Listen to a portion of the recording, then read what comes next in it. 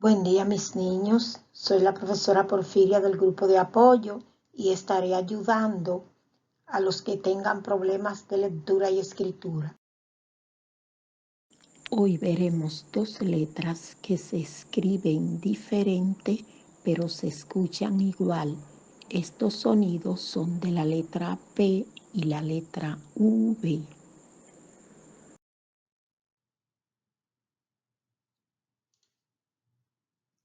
Con la letra B formamos los sonidos ba, be, bi, bo, bu. Ejemplo, escribimos con la letra B la palabra bota, bota. Repetimos, ba, be, bi, bo, bu. Usando la B, escribimos la palabra bota.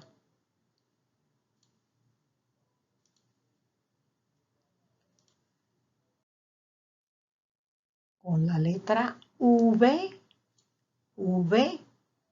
formamos los sonidos ba, be, bi, bo, bu. Ejemplo de escritura con la letra V, vaca, vaca. Repetimos, ba, be, bi, bo, bu. Y escribimos la palabra, como dijimos antes, vaca. Si ustedes se notarán, la V se parece mucho a la vocal U. La letra V se parece mucho a la vocal U. Ahora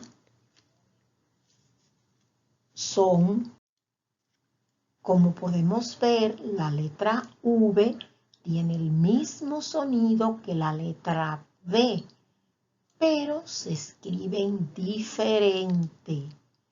La V se parece mucho a la vocal U.